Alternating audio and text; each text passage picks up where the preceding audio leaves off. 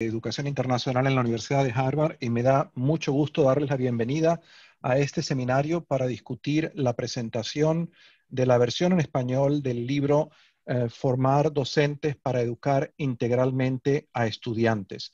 En este momento voy a presentar nada más, voy a tratar primero de compartir mis láminas para presentar a las personas que nos acompañan hoy y que van a hablar.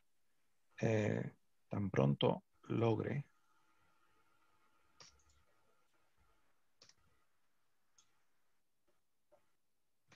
transmitir estas láminas. Bueno.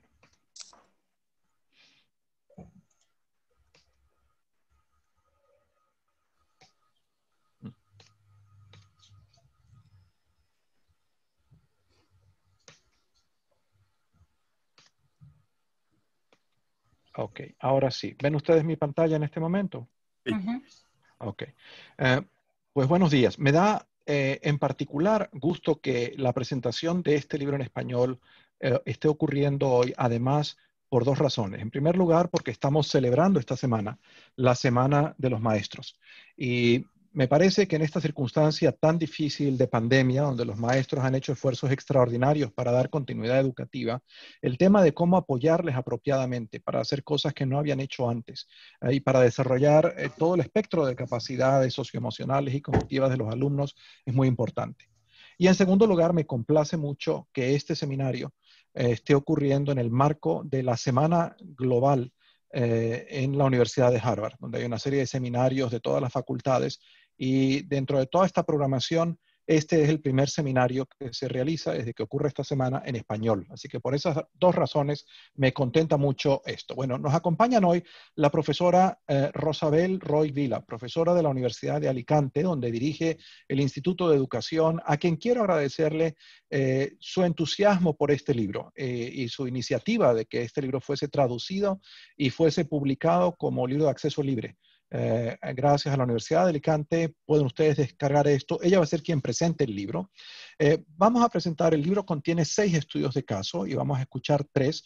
El profesor Cristian Beley de la Universidad de Chile va a presentar el estudio de un programa de indagación en ciencia en Chile.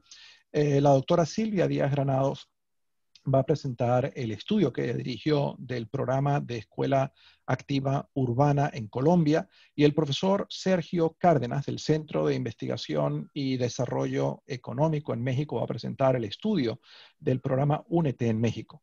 Y luego vamos a escuchar la perspectiva de 3 personas que no solamente han tenido y tienen responsabilidades por la conducción de sistemas educativos, sino que en el ejercicio de esas responsabilidades intentaron también que los sistemas educativos desarrollasen capacidades diferentes en los profesores, mucho más amplias. Y además, ellos 3 están involucrados en apoyar esfuerzos de continuidad educativa en este momento, de manera que nadie más calificado para comentar la pertinencia de este libro en este momento que la ministra de Colombia, María Victoria Angulo, que el exsecretario de Educación de México, Otto Granados, y presidente del Consejo Asesor de la Organización de Estados Iberoamericanos, y la exsecretaria de Galicia y miembro del Parlamento de Galicia y también profesora de la Universidad Santiago de Compostela, Carmen Pomar. Así que, sin más preámbulos, le doy la palabra a la profesora Rosabel Roy Vila. Adelante, Rosabel.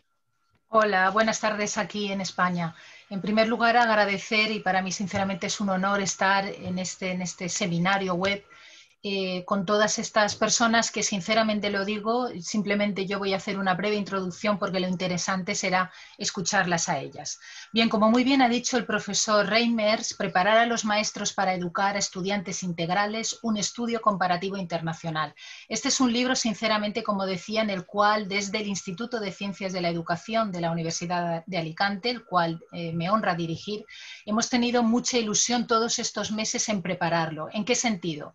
Este libro es un libro original editado por Harvard Education Press. A partir de ahí, el profesor Reimers confió en nosotros para hacer la traducción al español, y ese durante estos meses que comentaba, en el cual hemos querido aportar esa singularidad en torno al idioma, en este caso de español. También había un punto importante y era la posibilidad de que la descarga fuera gratuita, es decir, que ese libro fuera abierto para que cualquier persona, cualquier docente, cualquier padre, cualquier alumno pudiera acceder a él sin ninguna dificultad. ¿Por qué? Porque consideramos que el conocimiento debe ser universal y en esa aventura nos hemos aventurado, valga la redundancia. Bien, como decía, yo quería agradecer al profesor Reimers esa confianza puesta en nosotros, no solo por la institución a la que pertenece y el prestigio que él tiene, sino también por el libro en sí. Ustedes verán cuando lo lean, se ve enseguida en el primer capítulo todas las intenciones que hay subyacentes en él. Y las intenciones es, así lo considero, en un contexto en el que estamos, un contexto además característico, con unas determinadas cuestiones globales, unas determinadas cuestiones quizás negativas, ¿no? En este tiempo que estamos de pandemia. Yo creo que este libro puede aportar un hilo de luz, un hilo de esperanza, diría yo. En definitiva, un punto de oportunidad para poder reflexionar y replantear la educación que queremos para este siglo XXI. Yo creo que eso es fundamental. Y este libro puede aportar, como decía, ese punto de reflexión y ese punto de oportunidad para abordarlo. Por eso, al principio indicaba la cuestión de que lo interesante será escuchar al resto de personas que me acompañan. Por otro lado, si hablamos ya del libro específico, yo diría que todo él tiene una parte, todos los capítulos tienen una parte común y algo específico. ¿Por qué digo esto? Para mí, todos los capítulos tienen como base común esa cuestión fundamental que debe ser la formación integral de nuestros estudiantes, pero a partir del trabajo, de las competencias que debe tener el docente para ello. Ese es el punto común y luego a partir de ahí arrancan tanto el primer capítulo que sería de presentación, introducción, sentar las bases, como el último de conclusiones generales. Decía que arrancan una serie de capítulos específicos hablando ya de experiencias concretas en Chile, en China, en Colombia, en la India, en México, en Singapur y Estados Unidos. ¿Y por qué es importante esa parte común y esa parte específica? Para mí hay cuestiones globales, es cierto, pero para entender la globalidad creo que debemos detenernos en aquello local, en aquello específico. Y este libro aporta desde esas diferentes perspectivas, vamos a llamarlas locales, esos puntos de vista, esas experiencias didácticas directas que pueden enriquecer, como decía al principio, esa reflexión en torno a la educación del siglo XXI. Sinceramente, y no me quiero extender más, les animo a que lean el libro. ¿Por qué? Porque, como decía anteriormente, la finalidad son los estudiantes, es decir, esa formación integral, esa cuestión de trabajar las competencias sobre el saber ser, el saber hacer, esas cuestiones, palabras clave fundamentales a lo largo del libro como enseñanza basada en la indagación, las competencias del siglo XXI, la tecnología educativa, escuela inclusiva, escuela integral y sostenible, la formación docente en definitiva, importante también el liderazgo escolar, es decir, toda una red para mí de palabras clave que se van articulando a lo largo de los capítulos para tener, sinceramente así lo digo, una lectura que nos ayuda a hacer esa reflexión, como decía al principio, y esa oportunidad para replantearnos determinadas cuestiones, ¿no? Nosotros que nos dedicamos a la educación. Por tanto, les invito a que se descarguen el libro, como decía, es gratuito, sin internet, simplemente escriben el título del libro y Universidad de Alicante, inmediatamente aparecerá, a que lo descarguen y permítanme simplemente para acabar, hay una frase en la página 274 del libro que dice: todos los programas estudiados en este libro consideran la voz de los maestros con los que trabajan para definir las características de los programas de desarrollo. Ahí hay una palabra fundamental que es maestro acompañada por otra, también fundamental, la voz. Es hora de dar voz a los maestros, a las experiencias prácticas, directas que vienen de lo que es el día a día en la docencia, en la educación, para entre todos conformar la educación que queremos para este siglo XXI. Muchas gracias. Muchísimas gracias, Rosabel, por esos comentarios tan generosos. Estupenda manera de comenzar el seminario. Bueno, yo quisiera ahora colocar este libro en contexto antes de escuchar los casos. ¿Pueden ustedes ver mi pantalla en este momento? ¿Sí? Sí, sí. Bueno, a ver si puedo hacer lo que estoy tratando de hacer. Bueno, aparentemente no. Ahí va. Bueno, cuando el 11 de marzo de este año el secretario general de la Organización Mundial de la Salud declaró que el COVID-19 era una pandemia, la vida como la conocemos cambió drásticamente en toda clase de sectores. Y en esta materia, Iberoamérica, tanto América Latina como España, han estado lamentablemente como epicentros de esta pandemia. Y con ello, esta pandemia corre el riesgo de crear un enorme agujero en todas nuestras esperanzas, en los sueños, en las oportunidades de vida de muchas personas, en particular de las personas más vulnerables, que son las que están siendo más afectadas por esta pandemia. El Banco Mundial ha estimado que en este año 60 millones de personas pasarán a la pobreza extrema. Con la contracción de la actividad económica, eso ha tenido un impacto muy grande en el bienestar de las familias. Uno de estos impactos ha sido la disrupción que ha causado en el funcionamiento de los sistemas educativos y en las oportunidades de aprendizaje. Y los mecanismos por los cuales la pandemia ha tenido este impacto son tres. En primer lugar, ha disrumpido la manera normal, regular de operación de las escuelas, exigiendo a los maestros y a los estados hacer cosas que son completamente nuevas para tratar de mantener continuidad educativa. En segundo lugar, al aumentar las condiciones de vulnerabilidad de muchos niños, ha disminuido el apoyo que las familias pueden dar a su propia educación. Y en tercer lugar, al generar una enorme carga económica sobre los estados, ha disminuido las posibilidades de los estados de financiar la educación. De estos tres mecanismos, los dos últimos van a continuar después de la pandemia. De manera que hay un riesgo enorme de que esta pandemia produzca en materia educativa verdaderamente el colapso de las oportunidades educativas de los hijos de los pobres. Este es un tema en el cual Latinoamérica ciertamente tiene experiencia. En los años 80, esta región, como resultado de la implementación de programas de ajuste económico, resultado de la administración de los niveles de endeudamiento externo, significó una deuda perdida desde el punto de vista educativo. Yo creo que estamos a las puertas de la posibilidad de una década perdida. En este sentido, los maestros han hecho verdaderamente esfuerzos extraordinarios y hay una necesidad y una urgencia de hacer esfuerzos extraordinarios para asegurar la continuidad educativa de aquellos más vulnerables en la sociedad, para atender al desarrollo, sobre todo de su bienestar emocional y social, además del desarrollo de capacidades indispensables académicas. Y esto lo han hecho con apoyos de formación insuficientes, es decir, haciendo lo mejor que sabían hacer y que podían improvisar, pero con deficiente apoyo de parte de sus líderes educativos y de sus estados. Y por eso el tema de la formación, el tema de este libro, de la preparación de los maestros, es desde mi punto de vista tan central a este momento.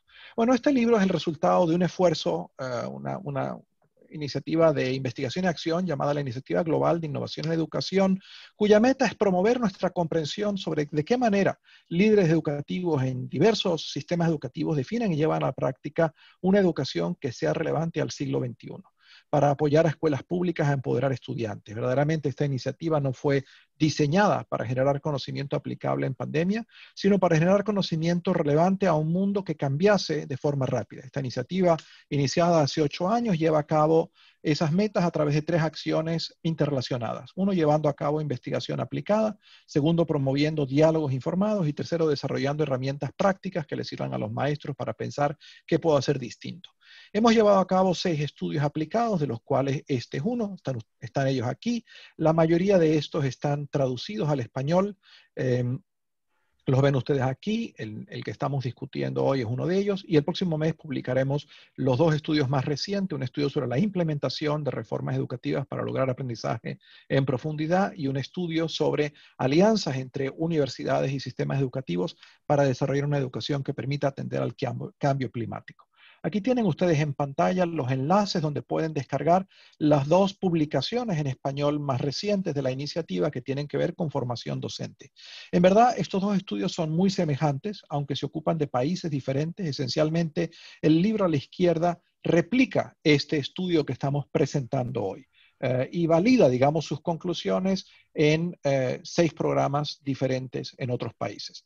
Los diálogos informados que hemos llevado a la práctica están basados en la premisa de que quienes lideran sistemas educativos generan en ese proceso conocimiento muy valioso, que en efecto cuando resuelven problemas educativos llevan a cabo experimentos y muchas veces este conocimiento es invisible, es conocimiento tácito y nuestro deseo es hacer visible ese conocimiento. Nuestras 2 aparte de una serie de publicaciones que hemos llevado a cabo relativas específicamente a la pandemia, que están aquí reseñadas, nuestras dos publicaciones más recientes son una que contiene una serie de ensayos de personas como el exsecretario Otto Granados y otros ministros de educación que hacían visible qué aprendieron en el proceso de llevar a cabo reformas ambiciosas.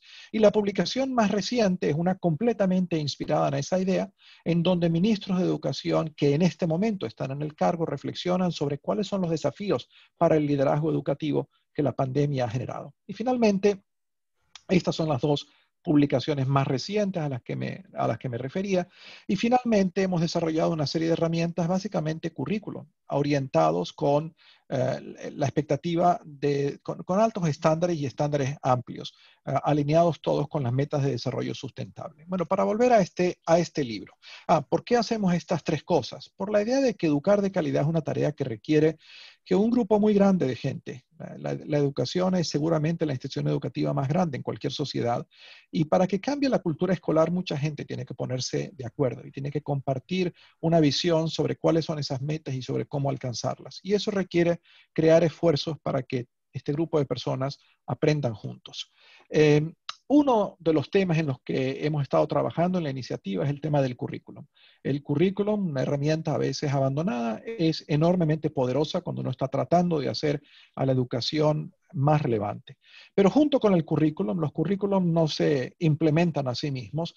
Es fundamental alinear las oportunidades de formación, tanto inicial como continua de los profesores, con estos currículum ambiciosos. Y este libro, que en verdad fue el segundo estudio que llevamos a cabo en la iniciativa, desde que la iniciamos y fue realizado hace ya 5 años, se ocupa de estudiar en estos países que están mencionados aquí, en estos 7 países, qué significó crear oportunidades de formación de profesores alineadas con una visión ambiciosa de la educación.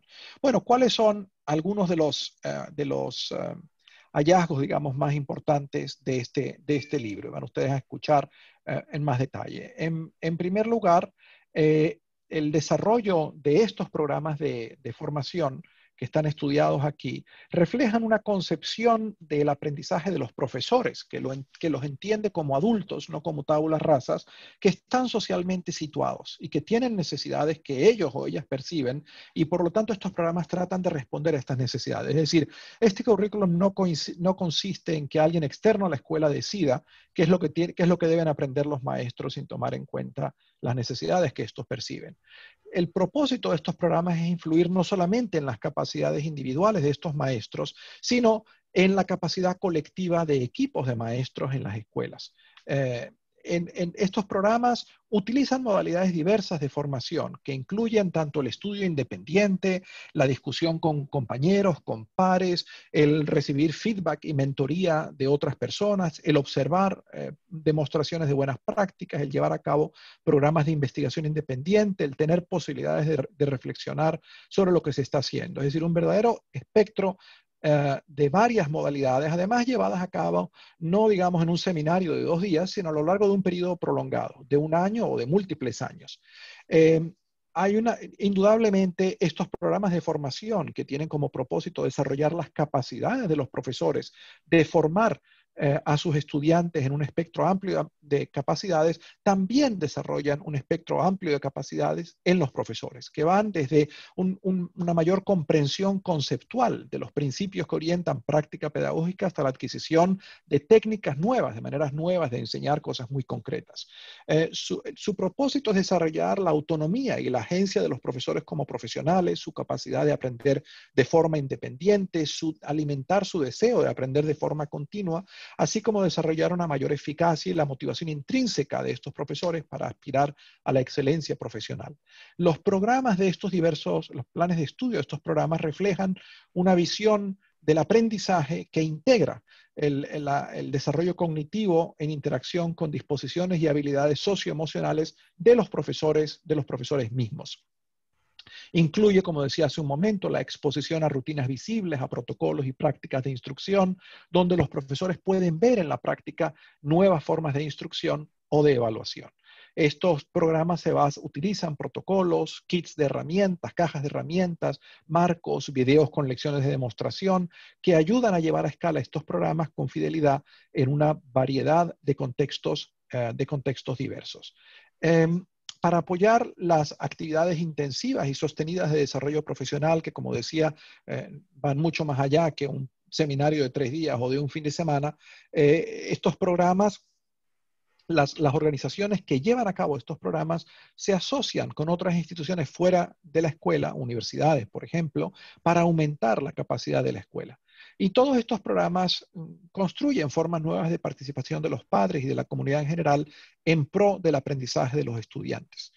Bueno, estos programas entienden la práctica docente como situada en organizaciones y contextos sociales concretos y en general adoptan un enfoque de transformación global de la cultura escolar, no solamente de la práctica individual del profesor o de sus capacidades individuales. Y como parte del objetivo de crear condiciones que sustenten formas nuevas y más ambiciosas de práctica docente, buscan cambiar la cultura escolar y a menudo también las estructuras y los roles escolares, es decir, cambiar la construcción de lo que significa ser un profesor. Por ejemplo, aumentando la duración del tiempo para aprender, reorganizando las oportunidades de aprendizaje en las asignaturas, extendiendo las oportunidades de aprendizaje de los alumnos más allá de la escuela. Para cambiar la cultura organizacional, promueven el que se desarrolle una visión compartida entre todo el personal de la escuela, o por lo menos entre varios profesores y los directores, sobre los propósitos que están tratando de lograr con sus estudiantes. Las organizaciones que apoyan estos programas son todas organizaciones que demuestran una capacidad de aprender de su propia práctica. Se acercan a las escuelas con una curiosidad, una mentalidad de investigación, buscando entablar un diálogo con el personal de la escuela sobre sus metas de aprendizaje y utilizan diversas formas de retroalimentación para evaluar si su trabajo está logrando los resultados que esperan y para corregir, digamos, sobre la marcha, para corregir el curso. Bueno, estos son a grandes rasgos una síntesis de estos 6 programas muy apretadas. Voy ahora a pedirle al profesor Christian Beley que nos hable en más detalle de uno de los estudios contenidos en este libro, el programa de indagación de la enseñanza de la ciencia dirigido desde la Universidad de Chile. Le paso la palabra, Christian.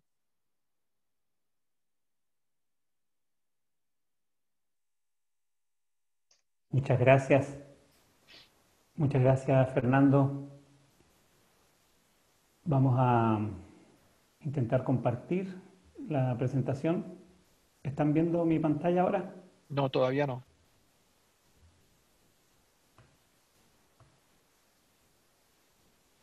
Ahora sí. Ahora sí. Bueno, muchas gracias, mucho gusto, que estén todas y todos muy bien. Básicamente el caso, como ya se ha introducido, que nosotros investigamos en Chile, fue el caso de un programa de educación en ciencias basada en la indagación que se implementa desde hace más de 15 años en distintas escuelas públicas de Chile, en distintas regiones del país. Lo investigamos con Liliana Morawiecz de la Universidad de Chile, y para quienes quieran los detalles de la investigación, básicamente lo que quiero hacer ahora es entusiasmarlos a leer el libro. Quiero partir contándoles sobre en qué consiste este programa de educación en ciencias basado en la indagación, mostrándoles las clases de ciencias a las que los niños de las escuelas participantes de este programa son expuestos y expuestas. Como ustedes pueden ver en las imágenes, son clases de ciencia activas, son clases de ciencia prácticas en que los niños y las niñas básicamente intentan, a través de la guía experta de sus profesoras y profesores, replicar el método de aproximación a la realidad que los científicos y las científicas utilizamos en nuestra práctica cotidiana. Ahora, lo interesante de este programa, como ustedes lo pueden ver ahí, es que se aparta radicalmente de cómo son las clases de ciencia comunes en Chile. Si estuviéramos en una clase común de ciencia, ustedes básicamente verían a estudiantes sentados uno detrás de otro en la sala de clase de manera pasiva, recibiendo contenidos, preparando probablemente una prueba estandarizada para responder mediante pruebas de selección múltiple sobre algunos contenidos y conocimientos básicos sobre ciencias. Una imagen como esta ustedes no la verían, salvo en excepciones, quizá en alguna escuela de élite, en la clase alta, en algún barrio muy exclusivo de Santiago o en una escuela muy experimental. Lo interesante de este programa es que estas clases se realizan no como una excepción, sino como la regla, no como un taller extraprogramático, sino como la clase de ciencia para todas y todos, no solo para los estudiantes más motivados. Y no en Santiago, en el barrio alto de la clase alta chilena, sino en las escuelas populares, en escuelas públicas de comunas pobres, en sectores a lo largo y ancho de Chile, el poco ancho que tiene Chile, en escuelas entonces comunes y corrientes, vamos a decirlo de esa manera. Y esa es la gran novedad de este programa, el introducir una metodología indagatoria, desafiante, que lleva a los estudiantes a pensar, a indagar, a cuestionarse, a buscar evidencia, en fin, a utilizar el pensamiento crítico, a dialogar en equipo, a discutir, como ustedes lo están viendo ahí, pero lo lleva no a la élite, no a los estudiantes más motivados o más talentosos, sino a las mayorías, a todos los estudiantes de la sala de clases chilenas. Cuando uno conversa con los profesores y las profesoras sobre las experiencias, la experiencia de participar en este programa, cómo ellos ven a los estudiantes, bueno, lo que uno encuentra son declaraciones como las que ustedes ven ahí. Yo no las voy a leer todas, solo las pongo para que ustedes las miren, en que básicamente lo que están diciendo es, mira, las estudiantes se motivaron con la clase de ciencia como no se habían motivado, como no se motivan con los métodos tradicionales. El engagement, el mantenerse involucrados en la clase, el tener una clase activa, ha recompensado a los profesores y las profesoras por participar en este programa con una novedad que para ellos estaba francamente perdida o solo en los libros de texto de cómo el aprendizaje debería ocurrir. ¿Qué es lo que es la clave para ellos? La clave es que sea un aprendizaje basado en la experiencia, basado en el saber hacer, pero a partir de ahí el trabajo colectivo, la discusión, el despertar la curiosidad. No encerrarse en la sala de clases, también salir al exterior, no quedarse solo con el libro o la pizarra, no copiar, como dice un profesor ahí, porque la profesora dijo que era lo correcto, no copiar simplemente, sino activamente involucrarse. Una de las cuestiones más interesantes que hace el programa es que una vez que termina el ciclo de aprendizaje del año, las estudiantes preparan clases abiertas en que los demás profesores, los demás miembros de la comunidad, también sus padres asisten. Y como está ahí expresada en la última declaración de una de las profesoras, ella dice, nunca me hubiera imaginado que mis estudiantes eran capaces de hacer algo así. Jamás se me había ocurrido que esto podría ocurrir. Ese es el programa que nosotros tratamos de indagar en esta investigación. Visto desde la filosofía del propio programa, acá lo expresa la directora del programa ECBI, que fue diseñado por científicos y científicas de la Universidad de Chile, replicando algunos modelos en Estados Unidos y Francia y en otras partes del mundo de educación en ciencias basada en la indagación.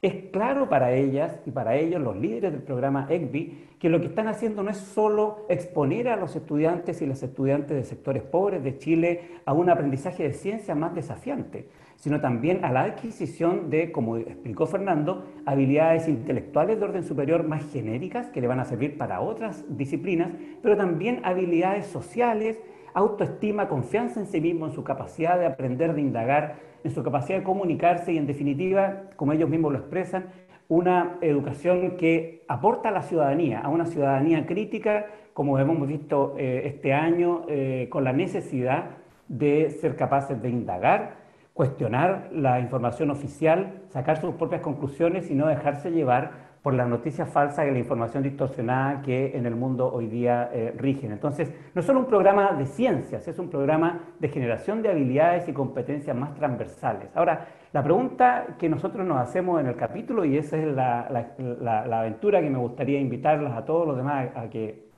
lean el estudio, es cómo esto se puede lograr, cómo se logra, porque estas ideas han estado circulando en el sistema escolar desde hace mucho tiempo, pero cómo se hacen carne en la experiencia formativa de las estudiantes y los estudiantes de sectores populares de Chile o de cualquiera de nuestros países. Ese es el desafío, no solo tener una buena idea, sino ser capaces de llevarlo a la práctica. Y, por supuesto, no tengo acá tiempo de explicarle todos los detalles de cómo se logra, pero quizá el concepto central es que empoderando a los profesores y las profesoras, empoderándolos, capacitándolos. Acá ustedes ven en sus jornadas de capacitación, que por supuesto no duran un par de horas, como muchos de los cursos a los que son sometidos los profesores y profesoras de nuestros países. no son solo charlas de expertos que le hablan de cosas muy bonitas e interesantes, pero que después le dicen, bueno, arréglensela ustedes, no sé cómo lo van a hacer en la sala de clases cuando los profesores preguntan, bueno, ¿cómo se hace esto en la práctica?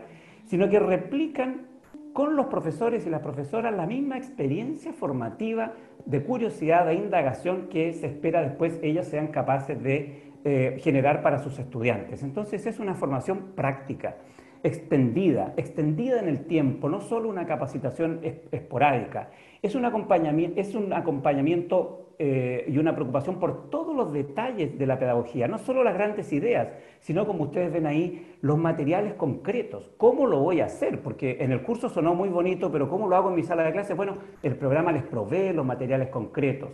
¿Cómo respondo a las preguntas de los estudiantes? Bueno, nosotros nos hicimos las preguntas también en el curso de verano y después durante el año, pero ¿y si me ocurren situaciones inesperadas y necesito fortalecer mis conocimientos en ciencias? Bueno, el programa también acompaña a los profesores en la sala de clase con monitores científicos o estudiantes de posgrado en ciencias con los que trabajan los profesores formándose y preparando las clases y después desarrollando la clase durante un tiempo también con ellos. Entonces, es un programa que ha pensado en todos los aspectos de la clase de ciencias y finalmente también en el currículum, porque, como lo dije, esto no es un taller extraprogramático para los estudiantes motivados, sino que es la clase de ciencias de todos los estudiantes obligatoria y, por lo tanto, la preparación curricular es muy importante en países como los nuestros que tienen un currículum obligatorio. Todo este soporte es el que nosotros indagamos, investigamos y mostramos en el capítulo en detalle para mostrar no solo cómo se tiene una buena idea, que de esas hay muchas, sino cómo se lleva a la práctica para que ocurra todos los días en todas las clases de ciencia en muchas escuelas comunes y corrientes de un sistema escolar.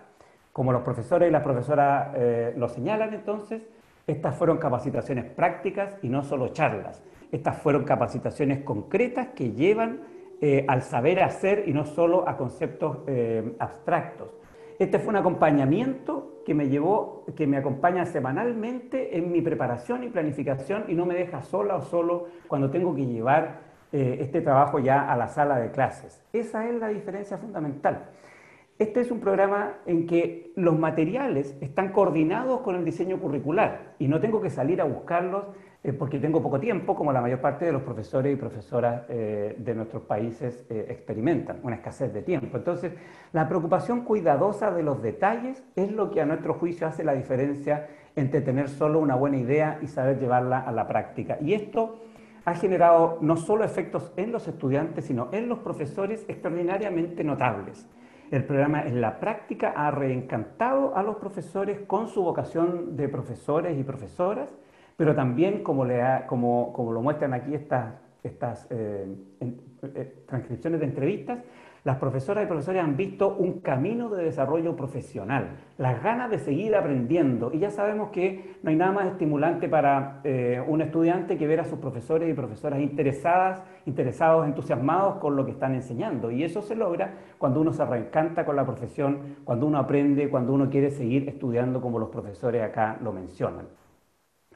Ver cómo los estudiantes aprenden en la práctica ha generado en ellos la confianza de que están exponiéndolos a una pedagogía interesante y desafiante. Pero claro, esto no está libre de dificultades. Nosotros terminamos el capítulo discutiendo, como lo dice ahí una de las profesoras, la tensión que hay entre este tipo de pedagogía, este tipo de aproximación más comprensiva y el sometimiento del control basado en las pruebas estandarizadas a los que la mayor parte de nuestros estudiantes se exponen en Chile. ¿Podemos tener certeza de que las estudiantes y los estudiantes que trabajan en estos programas están aprendiendo lo relevante o tenemos que buscar maneras más novedosas ahora de alinear también la evaluación y el control público sobre el desempeño con este tipo de pedagogía, con esta visión más integral y comprensiva del aprendizaje? Esa es la pregunta que para nosotros queda abierta y que las invitamos a todos ustedes a reflexionar sobre ella a partir de conocer más sobre este programa, que es un caso de un programa desafiante para estudiantes de escuelas públicas a lo largo y ancho de Chile y no solo para la élite. Muchas gracias. Muchísimas gracias, Cristian, por esta presentación excelente. Le voy a pedir ahora a la doctora Silvia Díaz Granados, si pudieras dejar de compartir tu pantalla, Cristian, y le pido ahora a la doctora Silvia Díaz Granados que presente el caso de Colombia. Adelante, Silvia.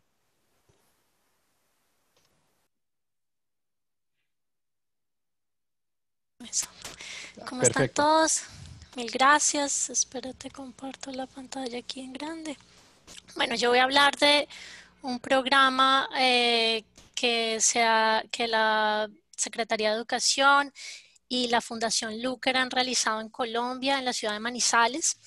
Es un programa muy innovador que transformó la calidad de la educación pública en las escuelas de Manizales. Usa un modelo integral y flexible y activo que ayuda a que los estudiantes de preescolar y de primaria desarrollen habilidades del siglo XXI y se conviertan en personas que a lo largo de la vida pueden integrarse al mercado laboral y pueden resolver problemas de su comunidad de manera creativa y hacer contribuciones significativas a la sociedad. Esta es la ciudad de Manizales. El programa se originó porque más o menos hace unas décadas, en los años de 1995 y del año 2000, se hicieron unos estudios que estaban reportando que el sistema educativo en la ciudad de Manizales había excluido al 30% de sus estudiantes en la escuela y no había logrado inscribir al 50% de los niños que se encontraban en la edad escolar. Entonces esto quiere decir pues que muchos de los niños que se inscribían realmente pues se salían de la escuela y habían muchísimos que se quedaban por fuera de la escuela. La gente de la Fundación Luker quería ayudar a darle una solución a este problema y se encontró un estudio que decía pues que el principal problema de desescolarización que existía se debía a que las escuelas eran autoritarias y aburridas. Aquí Pablo Jaramillo, que es el director de la Fundación Luker, reflexionaba lo siguiente: si la escuela es un lugar autoritario y aburrido, donde los estudiantes no aprenden mucho y si lo poco que aprenden no sirve para nada, entonces muchos de los estudiantes se sienten inclinados a abandonar la escuela. En ese momento, abandonar la escuela en Manizales era una decisión muy simple y sin mucha trascendencia, porque los padres de niños pobres no se molestaban si sus hijos no volvían a la escuela porque no estaban aprendiendo mucho, y después de abandonar la escuela generalmente comenzaban a trabajar y traer dinero a la casa, y entonces eso era lo que daba una explicación pues a la situación que había. La Fundación Luker entonces en ese momento decidió tratar de buscar una solución y encontró inspiración en el modelo de la escuela nueva que lleva muchísimos años realizándose en Colombia. En las zonas rurales de Colombia hay una muy baja densidad demográfica y entonces hace que sea muy difícil pues que existan en el mismo salón que se dé educación por grados a cada niño, y entonces lo que hacen es que se crean unos salones de multigrado en donde los niños pues tienen unas guías de aprendizaje y aprenden de manera colaborativa con ayuda de un docente y usan pues metodologías pues de aprendizaje activo.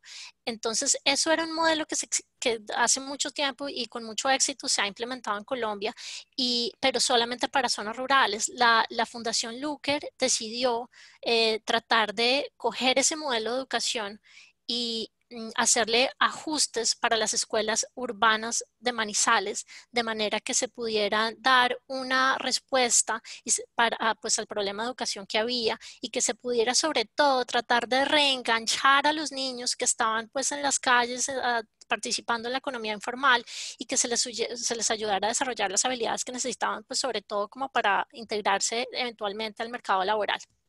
¿Qué se realizó? Se realizó una alianza público-privada entre la Fundación Luker y la Alcaldía de Manizales y la Secretaría de Educación de Manizales. Entonces estos dos socios lo que decidieron fueron que juntos iban a invertir pues en la educación, en la transformación y en la implementación del programa de Escuela Activa Urbana, y pidieron también a la ayuda de la gente de la Fundación del Centro Internacional de Educación y Desarrollo Humano, CINDE, que hace parte de la Universidad de Manizales, para que ellos le dieran pues el apoyo técnico que necesitaban para realizar este programa. ¿Qué trataron de hacer? Cogieron el programa de Escuela Nueva para tratar de brindar una educación integral para todos los estudiantes de primaria y secundaria que en este momento se está haciendo en 19 escuelas públicas con 18,000 estudiantes en Manizales. El programa provee un currículo, una metodología y unos materiales de enseñanza, aprendizaje y evaluación que siguen los principios del aprendizaje activo y participatorio y autónomo. Ellos también, como se hace no solamente en la Escuela Educativa Urbana, sino pues en las escuelas en Colombia, implementan también, complementan esto con la implementación de un gobierno escolar y un gobierno de clase, y también tiene una estrategia muy efectiva de desarrollo profesional continuo para los docentes, de la cual hablaré en un momentico. En este momento tienen 800 docentes. ¿Qué cambios ellos esperan ver? Ellos esperan que los estudiantes, básicamente, y los profesores cambien sus roles en el salón de clase, que en cambio de que los docentes estén enseñando la cátedra y los estudiantes aprendiendo de memoria, pues que eso se cambie, que sean los estudiantes los que se encarguen de su propio aprendizaje y que los profesores por el otro lado pues se dediquen simplemente a apoyar a los estudiantes y a problematizar el conocimiento que los estudiantes están teniendo. Se espera que con todos los apoyos que se están dando y con todas las, de los cuales hablaré más específicamente un momento, y de con todos los apoyos que se les dan, pues que los docentes desarrollen las habilidades metacognitivas y socioemocionales que necesitan para transformar su rol nuevamente de ser catedráticos a ser facilitadores del aprendizaje, y que los estudiantes por su parte se conviertan en agentes de su propio aprendizaje y desarrollen competencias cognitivas y socioemocionales, y adicionalmente que se sientan felices, seguros, capaces, útiles, amados, valorados, empoderados.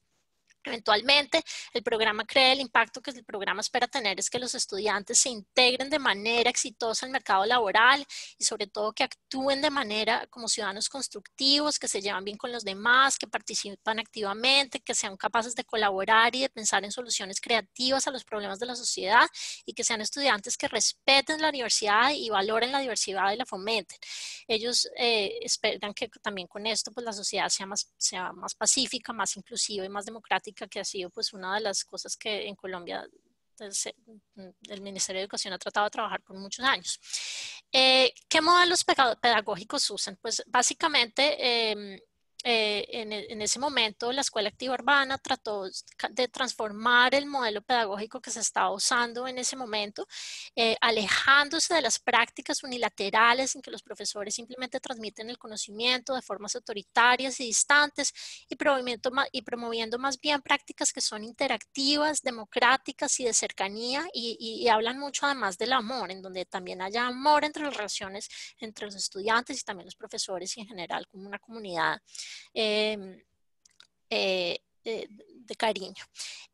Usan pedagogías activas y por reestructuración. Básicamente en la Escuela Activa Urbana lo que hacen es que todo el aprendizaje se hace de manera muy activa, en donde todos los conceptos se aprenden a través de actividades experienciales, porque la Escuela Activa Urbana realmente cree que los conceptos, para que las personas aprendan, los estudiantes deben entender la manera en que un concepto específico está relacionado con lo que sucede en sus propias vidas y lo que sucede en el contexto, para que lo que aprendan en la escuela de hecho sea una cosa significativa y relevante. También usan modelos de aprendizaje colaborativo, porque la Escuela Activa Urbana enfatiza la interdependencia y la colaboración. Entonces, todas las estrategias pedagógicas de enseñanza que ellos usan han sido diseñadas para que los estudiantes, los niños y las niñas trabajen en grupo a través de este tipo de aprendizaje. Y nuevamente, pues se crean unas expectativas muy distintas para el rol de los docentes, que ya no deben ser quienes imparten conocimientos, sino los que adoptan el rol de facilitadores y de expertos en didáctica. Como expertos en didáctica, ellos lo que tienen que hacer no es entregar conceptos, sino ayudar a que los estudiantes que por su cuenta están aprendiendo, hacer preguntas que les problematicen lo que ellos están aprendiendo. ¿Qué hacen? Se les envían, aquí puse unos ejemplos, estos son ejemplos pues de lenguaje, pero pues ellos lo que hacen es que como los profesores no están ya siendo catedráticos, lo que hacen es que les entregan a los estudiantes unas guías de autoaprendizaje. Entonces los estudiantes pueden de manera flexible y a su ritmo, de acuerdo a sus capacidades, pero en trabajo en grupo y de forma colaborativa van a aprender las áreas básicas. Entonces desde el primer grado hasta noveno ellos aprenden matemáticas, español, ciencias sociales, ciencias naturales, y ya en décimo y en onceavo aprenden otras cosas, por ejemplo química, física, trigonometría, filosofía, entre otras muchas materias, pero pues lo hacen todo el tiempo nuevamente con guías de autoaprendizaje en donde ellos mismos resuelven sus propios ejercicios a su ritmo, de acuerdo a sus capacidades. Pero de manera colaborativa. Todas las actividades están desarrolladas, todas las guías de autoaprendizaje también incluyen, pues las actividades están desarrolladas de manera que se desarrollan las habilidades del siglo XXI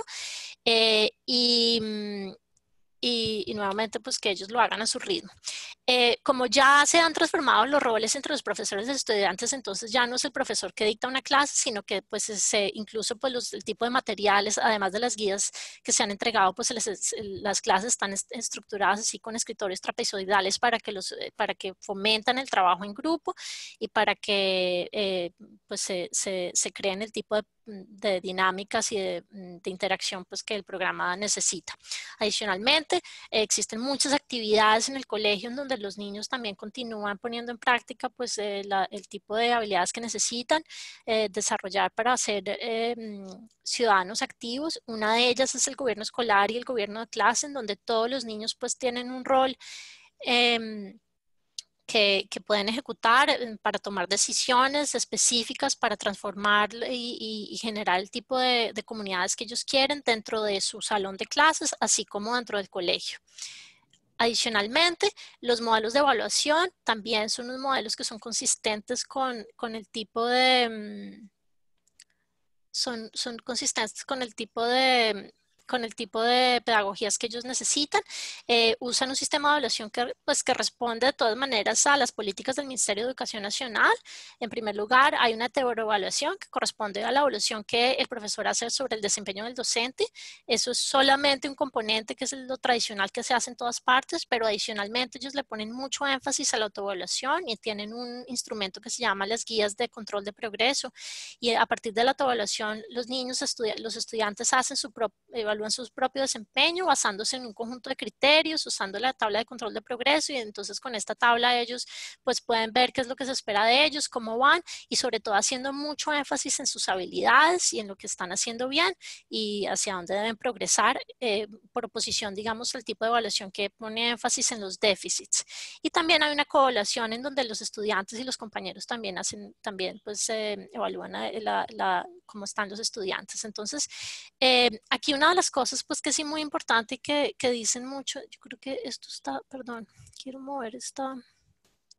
Aquí tengo un testimonio que adicionalmente de eso, pues existe un objetivo distinto para la evaluación que está aquí bien capturado por lo que dice un docente de la Escuela Activa Urbana. Aquí dice algo que tuvo un gran impacto en mí como profesor, es el concepto de evaluar a los alumnos con amor. El concepto de evaluar con amor está muy presente en la Escuela Activa Urbana. Aquí él dice, viéndolos como seres humanos y no como objetos dentro del aula cuyo rendimiento académico necesito mejorar. Aprendí a ver cada uno de mis alumnos como una persona diferente, con diferentes fortalezas y debilidades, con diferentes posibilidades y rutas para mejorar. Había llegado al punto de calificar exámenes sin ni siquiera mirar el nombre en el documento. Solo me importaba determinar si un alumno aprobó o reprobó. Pero cuando aprendí a evaluar con amor, comencé a preocuparme por la persona detrás de cada trabajo. Si un alumno no hace un buen trabajo, trato de averiguar por qué y me pregunto qué pasó, qué fortalezas tiene este estudiante. Luego me acerco a observar el trabajo de este estudiante, intento descubrir por qué no le fue bien en la evaluación o actividad, y después de identificar el problema, doy estrategias y un plan para fortalecer a ese estudiante. De esa manera me intereso menos en la calificación y más en asegurarme de que el alumno desarrolle su capacidad de mejorar, de aprender y avanzar.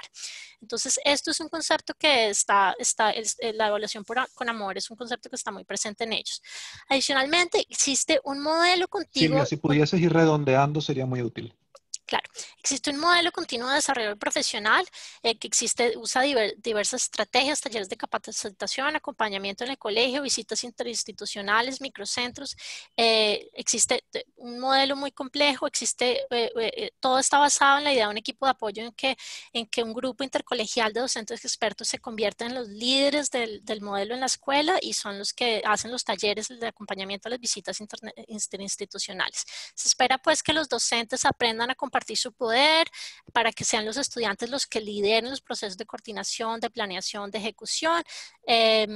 Y también ellos, pues, en cambio de pasar su tiempo preparando la clase, lo que hacen es realmente considerando el propósito pedagógico de cada una de las actividades, que son los niños las que van a liderar, y en cambio de ser los que los que saben el conocimiento, simplemente se vuelven expertos didácticos en donde son capaces de problematizar el conocimiento de los niños. Los cambios que se esperan en los estudiantes es que ellos se conviertan en agentes de su propio aprendizaje, que desarrollen las competencias cognitivas, socioemocionales, cívicas que necesitan para integrarse al mercado laboral, para actuar como ciudadanos constructivos y que se sientan felices, seguros. Bueno, Silvia, muchísimas Rápidamente. gracias. Te pido ya que cierres para poder continuar con el programa. A lo mejor en las preguntas y respuestas puedes complementar, ¿sí? Muchísimas gracias, Silvia. Le pido ahora a Sergio Cárdenas que presente el caso de México. Si pudieras dejar... Gracias, Silvia.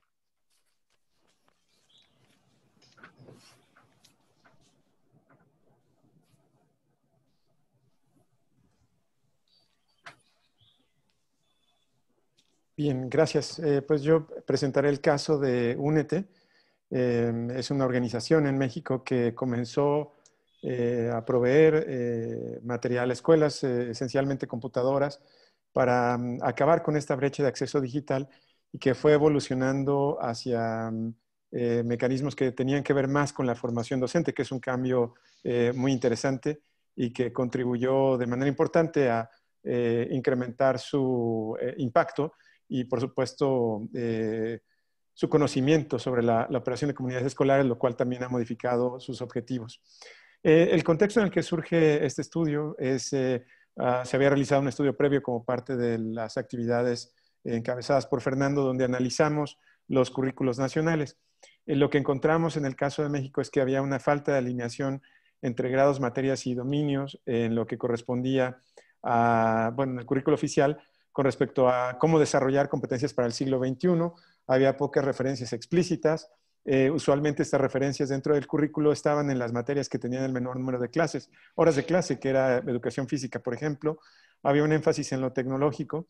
Y entonces, al realizar este estudio, se presentaba una oportunidad para conocer un poco más sobre cómo esta deseabilidad que hay alrededor de las competencias del siglo XXI se aterriza y afecta, y qué tipo de medidas dentro de las organizaciones que promueven el desarrollo de este tipo de competencias tienen que echar a andar. Es decir, un poco cómo las organizaciones pueden incluir estas competencias y qué resulta de esa inclusión. Por eso teníamos interés en conocer sobre este proceso de transición al agregar este tipo de competencias en los objetivos de Únete.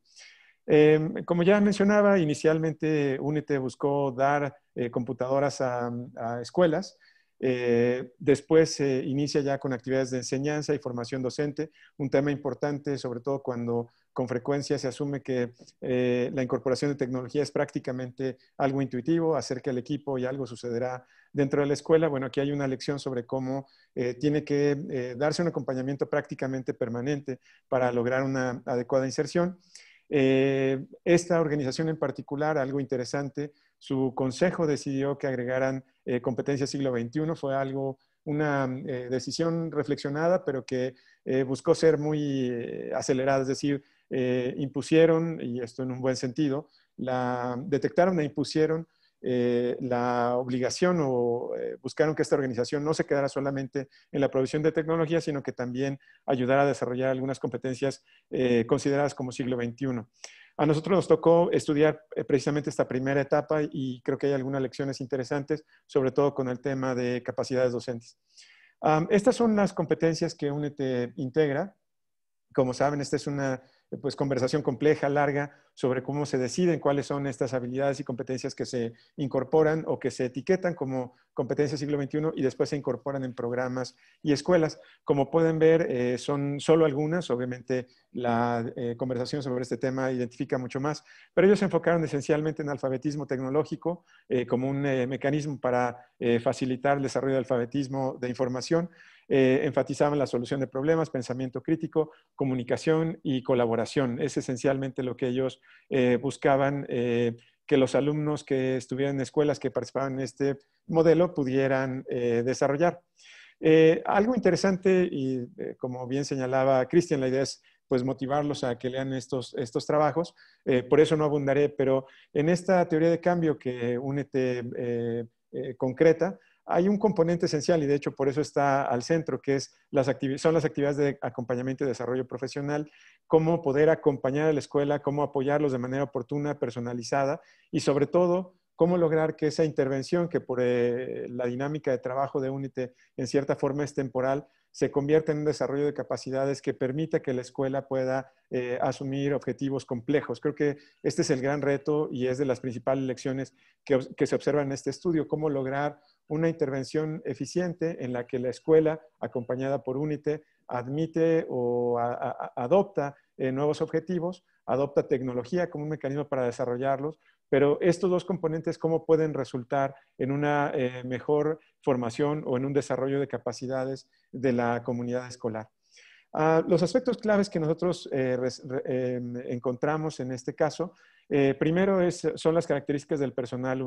Era un personal reducido, bien formado, con profesionistas especializados en educación, que además tenían enlaces locales. Esto, insisto, es importante porque va describiendo cómo se arman redes para servir a la escuela y para servir a los sistemas locales. Esto creo que es un punto importante. El segundo es que la tecnología se convirtió en un incentivo, es decir, tratar de insertar nuevas prácticas y nuevos objetivos en la escuela, puede generar cierta resistencia, especialmente cuando la escuela tiene ya ciertas tensiones o limitaciones. Únete en este sentido creo que fueron muy hábiles en el sentido de proveer tecnología como una condición o un mecanismo para facilitar que las comunidades escolares se interesaran en el modelo y tuvieran esta disposición para trabajar en implementarlo. Un aspecto fundamental también que tiene que ver con la formación y el acompañamiento docente son los facilitadores.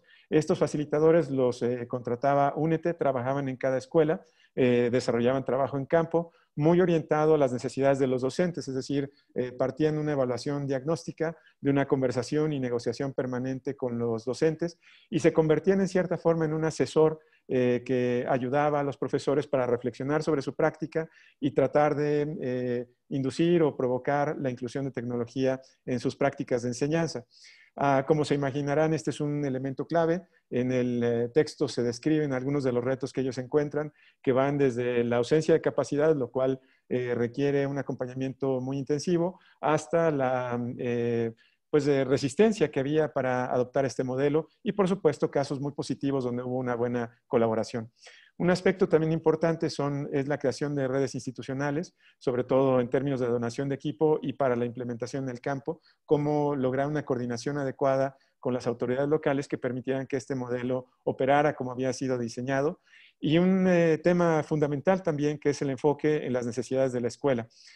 Algo que es característico del programa es que hay mucha flexibilidad para adaptar el modelo a condiciones locales. Hay mucha sensibilidad, o por lo menos se intenta desarrollar sensibilidad en los facilitadores para que reconozcan de una manera rápida la mejor manera de trabajar tanto con profesores como con directores y que entonces este acompañamiento no se ha visto como una imposición, sino como una colaboración productiva en la que el facilitador se convierte no solamente no es un par, por supuesto, porque el profesor nunca cede su rol dentro del aula, pero sí en un interlocutor con quien reflexionan y encuentran diferentes rutas y mecanismos para poder implementar el modelo Únete en cada escuela. Como se imaginarán, existen ciertas limitaciones del propio modelo, pero que también generan lecciones interesantes con respecto a la forma en que debemos trabajar o promover que las escuelas adopten o manifiesten interés incluso en desarrollar nuevas competencias.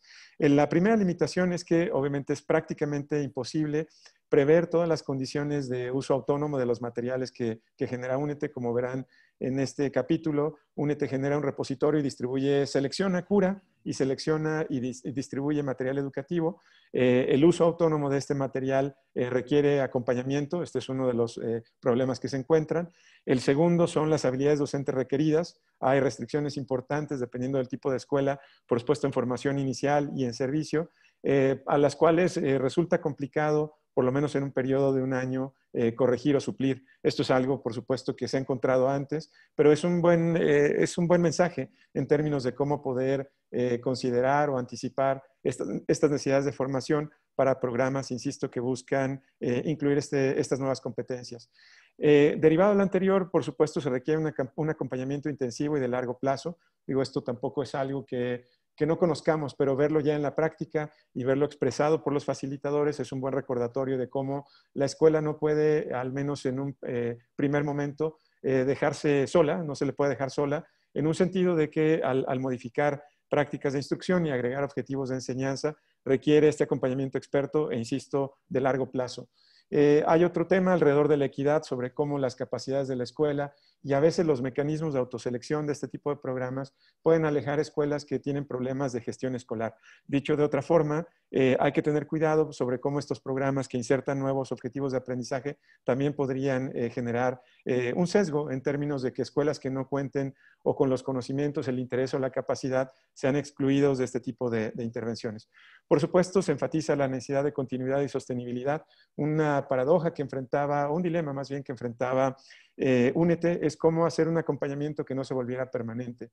Es decir, que fuera un acompañamiento efectivo, pero que después ayudara a que la escuela pudiera tomar una dinámica propia y no dependiera de esta intervención de una organización externa. Esto es algo, por supuesto, en lo que están trabajando todavía, pero se convierte en un tema clave sobre cómo encontrar el mecanismo para desarrollar capacidades y poder dejar que la escuela continúe caminando. Y, por supuesto, los costos, que es uno de los problemas que se enfrentan en la implementación de este tipo de programas, no solamente en términos de tecnología, sino por los requerimientos en acompañamiento. Las lecciones en general es que es un escenario positivo, como la tecnología, que podría ser vista como la entrega simple de un insumo, en este caso se convirtió en un incentivo para innovar. Esto creo que fue algo muy interesante, observar cómo la tecnología fue una excusa para entrar a comunidades escolares, ayudarles a formar, ampliar sus objetivos y en cierta forma no se convierte solamente, insisto, en este insumo deseable de distribuir computadoras, sino que a través de la tecnología se busca pues ampliar los objetivos de la escuela y proveer formación o desarrollo profesional. Por supuesto, hay un tema de eficiencia y calidad, incluir nuevas competencias es costoso. Esto es algo que afortunadamente la red de instituciones que apoyan a UNET facilitan recursos para que no le cueste un solo peso a cada escuela, pero esto también limita la expansión del programa. Y la noción de calidad sobre cómo también requiere enseñarle a los profesores, sensibilizar a las comunidades que incluir nuevas competencias probablemente resulte en una definición de calidad educativa distinta a la que tienen al momento de iniciar con este programa. Un tema importante, no tampoco nuevo. Si pudiese seguir redondeando sería muy útil, Sergio. Sí, claro, Fernando. Que es la alineación con sistemas educativos, es decir, cómo acompañar a la escuela y garantizar que otros programas puedan responder a incentivos similares, las redes de apoyos externos y, por supuesto, las alianzas que establecen los sistemas públicos con organizaciones como UNET para apoyar a las comunidades escolares. Aquí terminaría, Fernando.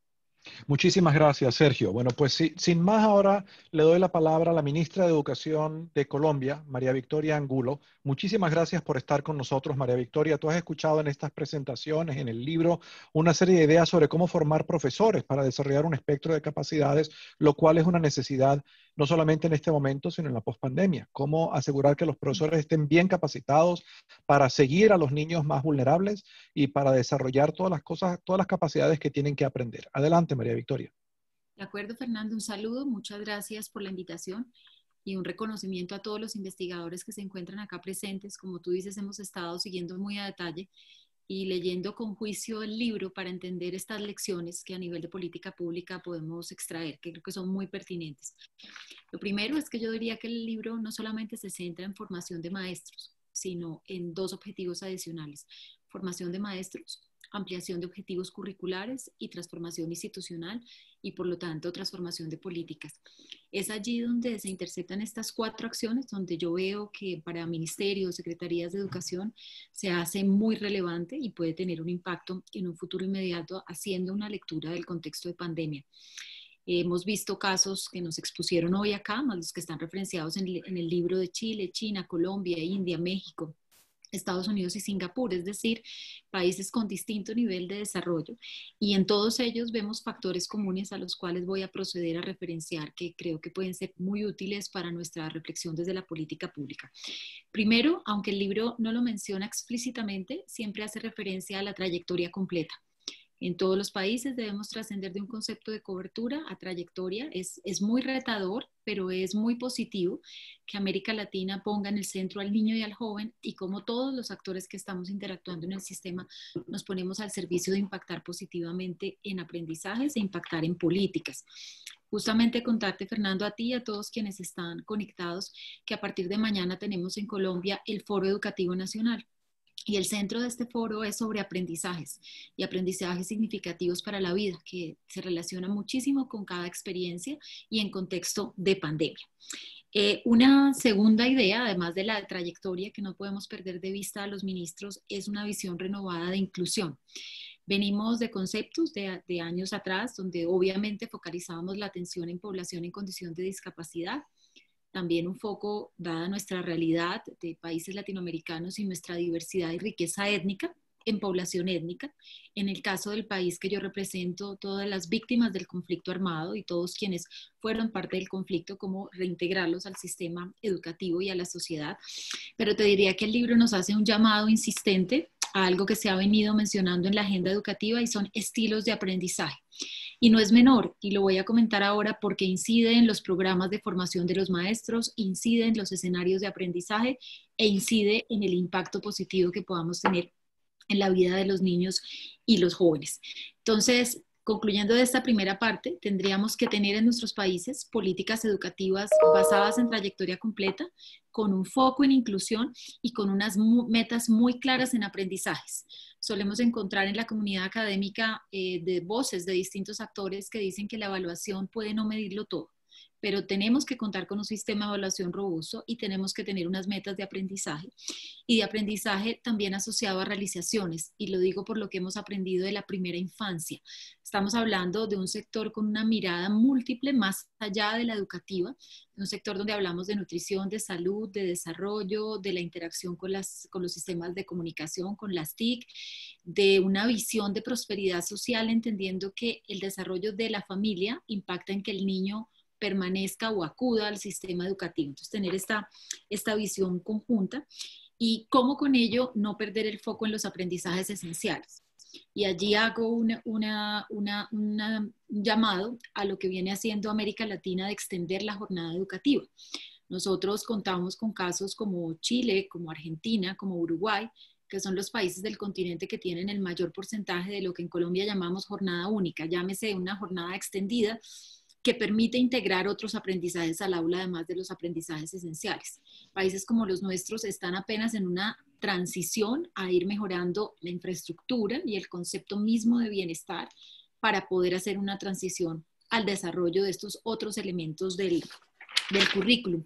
Y allí quiero entonces entrar a cómo todas las experiencias que se señalan en el libro tienden a integrar aprendizajes y a resaltar, además de los aprendizajes fundamentales, aprendizajes en el área científica, en tecnologías de información y comunicación, en todo lo que hemos llamado socio-emotional skills, competencias socioemocionales, pensamiento crítico, aprendizaje basado en indagación y toda la conexión empática y emocional. Y entonces creo que en ese reto que tenemos de dar tránsito a una jornada extendida, pero significativa, tenemos que mejorar mucho en ambientes de aprendizaje. Y ese es un reto en América Latina. Lo resaltaba mucho el profesor chileno, justamente demostrando como cuando uno habla de aprendizaje activo, donde son otros los roles y otro el impacto, pues tiene que tener ciertos elementos que pasan desde infraestructura física, dotación y un concepto de ciudad-escuela o de municipio-escuela, donde obviamente con nuestras carencias económicas o las realidades que tiene cada ciudad, y resalto el caso que exponía la profesora Silvia de Manizales, es como toda la ciudad se pone en procura de una escuela que necesita integrar elementos culturales, elementos que mejoren su capital social, entornos científicos, que a veces no son la dotación básica que tenemos en las escuelas. Yo creo que esta es una línea de trabajo para Latinoamérica muy importante, Hablábamos hace tal vez 15 años solo de infraestructura educativa. Ahora, para poder tomar las experiencias que el libro reseña, tenemos que tener una óptica de ambientes de aprendizaje y mencionaron mucho los investigadores el papel de las alianzas. Y creo que en cada una de las experiencias, la alianza con el sector privado, la alianza con la academia de la educación superior, con la educación básica, hace que estas experiencias cobren mucho más sentido y permanencia.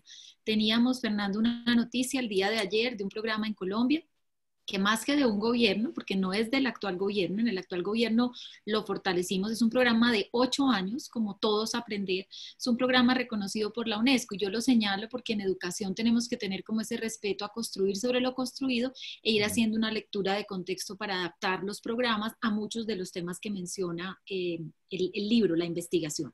Paso a formación de líderes y de maestros, que es el tema también central del libro, y yo creo que cuando hacemos programas de formación en Latinoamérica ya tenemos que trascender solo a una oferta posgradual y tenemos que lograr ligar, como el libro lo menciona en muchos apartados, desde la formación inicial, la formación en licenciaturas, como lo llamamos en América Latina, o en normales superiores, el proceso de formación continuada, el proceso de formación posgradual y los escenarios de investigación para los maestros.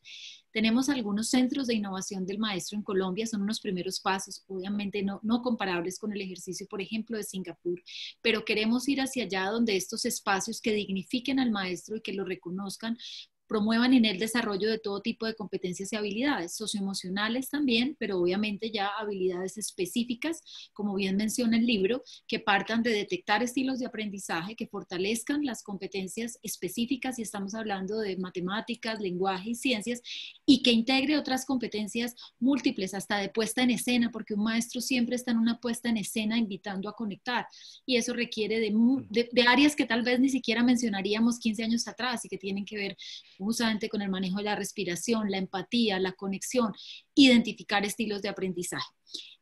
Allí entonces nuestro programa de formación que hemos denominado Contacto Maestro tiene también, Fernando, que integrar las tecnologías. Mencionaban muchos de los investigadores cómo este estudio nos marca la agenda educativa, pero no olvidemos que el COVID también nos marca la agenda educativa. Y yo quiero, más que resaltar los problemas, tener en cuenta la oportunidad. Nos habla de un formato multiplataforma. Estamos hablando de portales, estamos hablando de educación de televisión y radio, estamos hablando de la entrega de guías.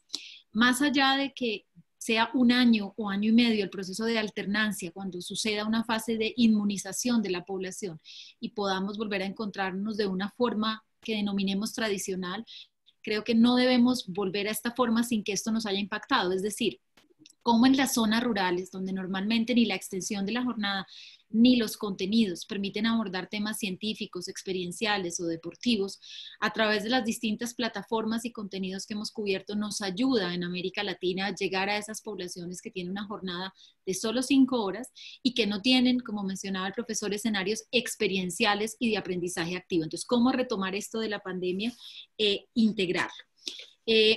Me gustaría mencionar mucho la reflexión que hacen sobre educación multidimensional, cognitiva, emocional y social. Este para mí es uno de los grandes retos, que no quiere decir que sea sencillo, porque pasa por formación de docentes, por una reorientación curricular, y en un país como el nuestro, que no tiene currículum único, sino que son propuestas curriculares por institución educativa, tenemos que llenarnos de elementos, de razones, de programas de evaluación de impacto, como el que estábamos mencionando en el caso de Manizales, para que pueda ser una decisión informada la que tome cada entidad territorial y de este viraje a incluir estas competencias.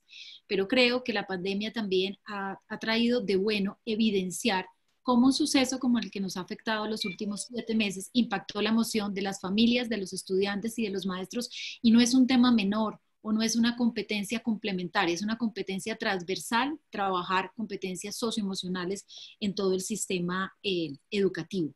Mencionaría o recogería otra idea, y es la importancia que que menciona el libro, de lograr que los programas de formación tengan escenarios que voy a denominar de la siguiente forma: interludio, intensivo, acompañamiento y motivacional. Y lo menciono así, trayendo a colación un programa de liderazgo de rectores que generé no en este trabajo, sino dirigiendo una fundación, Rectores Líderes Transformadores, que ahora lo hemos recogido en la Escuela de Liderazgo de Rectores de Colombia, que lanzamos hace 3 meses. Tiene muchos desafíos por delante, pero habla de un programa que no es un programa corto, habla de programas continuos, donde haya retroalimentación, donde haya encuentros también presenciales, virtuales, y sobre todo un llamado que hacen también las experiencias del libro, que no sean experiencias solitarias del maestro, que sean experiencias institucionales para lograr cambiar la cultura institucional de la escuela, y que además logre involucrar en el diseño del programa, si estamos hablando de rectores o de maestros, tener un grupo de apoyo al diseño del programa donde estén estudiantes, representantes de padres de familia, coordinadores, entendiendo que todos estamos haciendo un proceso de cambio en la escuela. No olvidar que en los últimos tiempos el cansancio crónico o agotamiento de los maestros también está en agenda y nos toca desde la política pública poder trabajar programas de bienestar, de acompañamiento emocional y programas de formación. ¿Cómo lograr que esto impacte toda la escuela? Pues yo creo que tenemos que tener dentro de las políticas de calidad, no una suma de programas, sino tener un foco integrador de la calidad, una visión en liderazgo, esta multidisciplinaridad, ya estoy viendo el reloj curricular, y finalmente, Fernando y compañeros, cierro mencionando cómo articular todos estos programas al esquema de evaluación. Suena una obviedad, pero no necesariamente se da, y teniendo una visión de evaluación para transformar, y para avanzar, creo que podríamos lograr más cambios si lo logramos integrar a los demás elementos de política.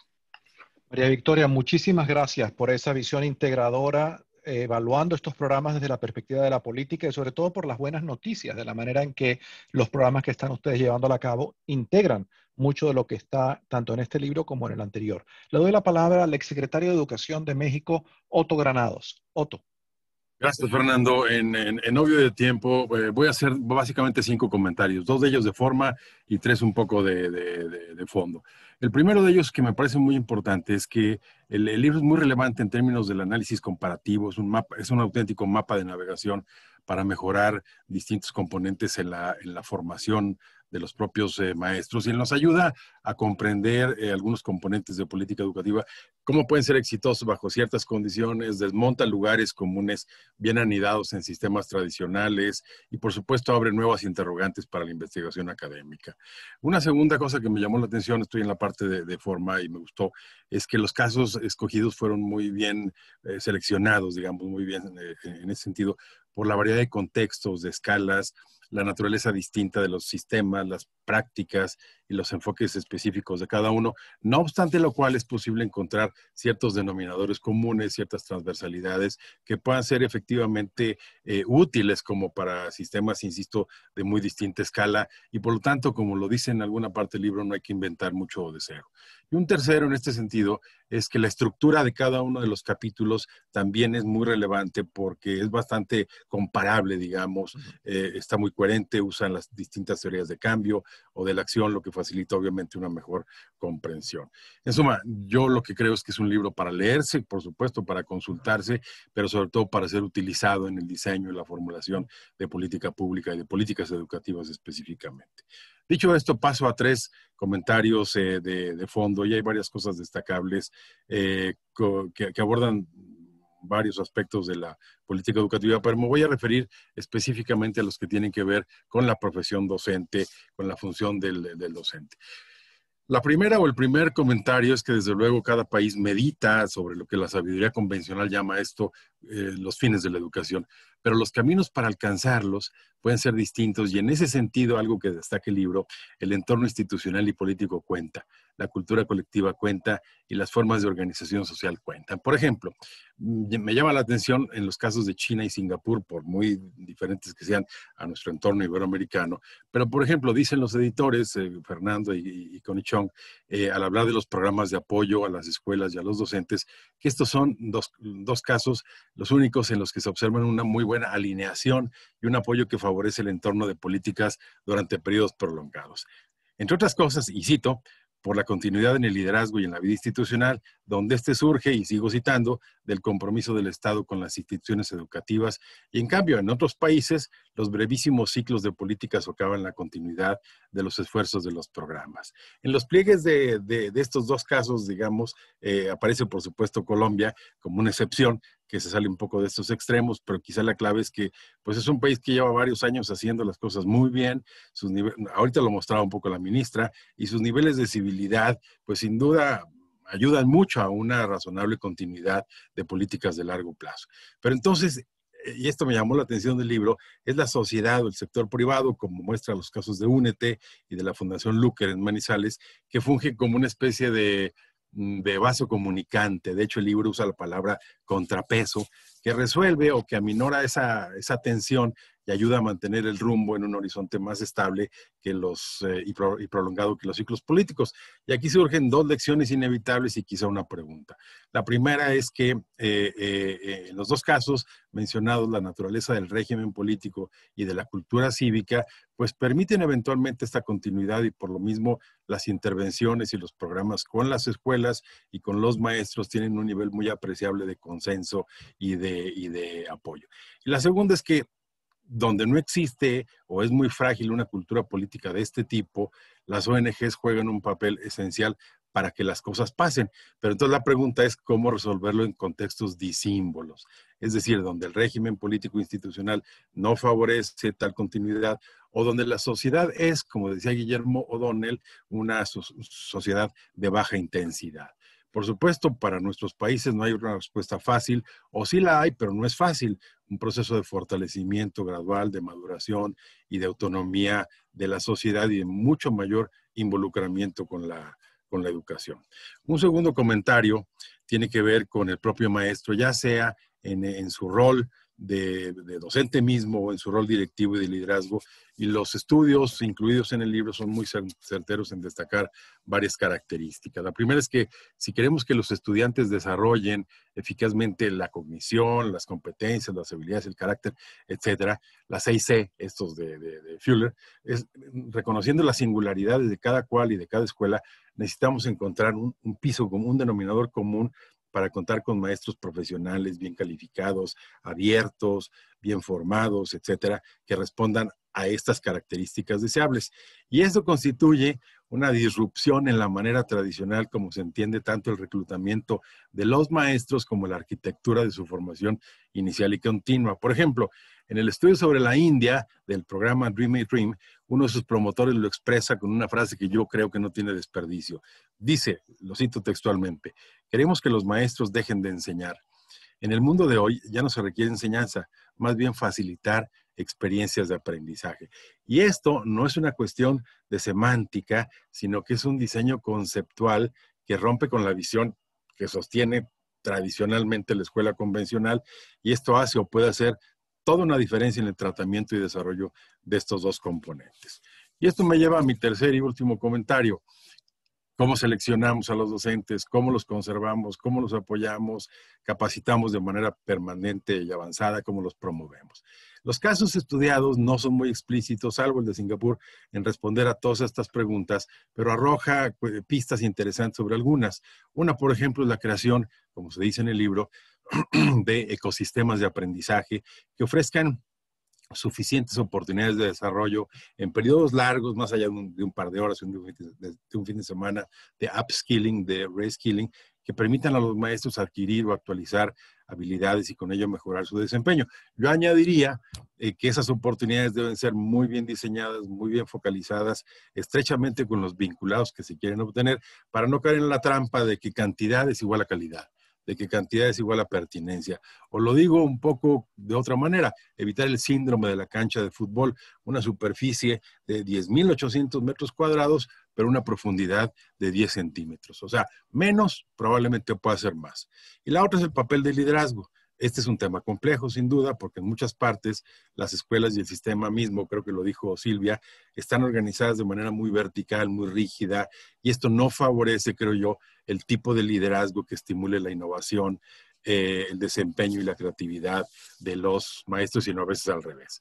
El análisis, por ejemplo, con todas las diferencias del caso del programa de líderes en educación de Singapur, pues es muy revelador al respecto, porque por un lado conecta la visión, los valores y el marco de competencias que el país tiene respecto de la educación que quiere en el siglo XXI con el perfil de quienes potencialmente puedan asumir el rol de liderazgo allí donde sucede el hecho educativo, que es en la escuela.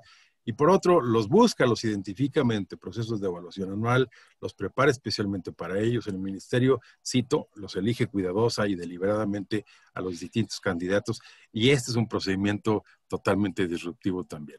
¿Es un procedimiento perfecto? No. parece mejor que muchos otros que existen ahora, sin duda alguna. En suma, yo creo que el libro es un insumo muy relevante, muy oportuno, muy valioso, y lo mejor que podemos hacer es aprovecharlo en el diseño de la política educativa. Gracias.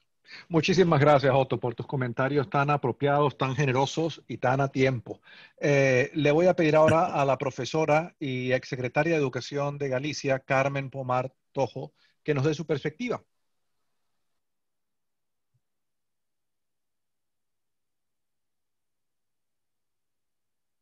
Carmen, ¿estás con nosotros? No, she is not. Now What she's happened? back. Oh, She's there coming she right is. back right now. Okay, let's spotlight her. Aquí estás, Carmen. Qué bueno verte de vuelta. Desapareciste por un momento, Lo pero qué siento. bueno que estés aquí. Adelante. Estoy. Bueno, en primer lugar agradecer, por supuesto, al profesor Reimers, a quien sigo y leo desde hace tiempo y a quien admiro y bueno, con quien tuve el honor de compartir una interesante conversación el pasado año en su despacho de la Universidad de Harvard, cuando yo todavía ocupaba el cargo de consejera de educación. Y gracias también a los demás panelistas. Es un verdadero placer para mí poder participar en este encuentro. Voy a proceder a leer pues, unas cuantas reflexiones para ajustarme mejor de este modo al tiempo. Creo que la ventaja de ser la última es que se han dicho muchas cosas, la desventaja es que como ya se han dicho, pues poco queda que comentar, pero voy a intentar relacionar mis ideas con lo que han dicho los que me antecedieron en el uso de la palabra. En primer lugar, es importante dejar constancia de algo que ha ocurrido en los últimos meses, ¿no? Dominados por esta pandemia y esta crisis sanitaria que está derivando tangencialmente en una crisis social y económica en la mayor parte de los países.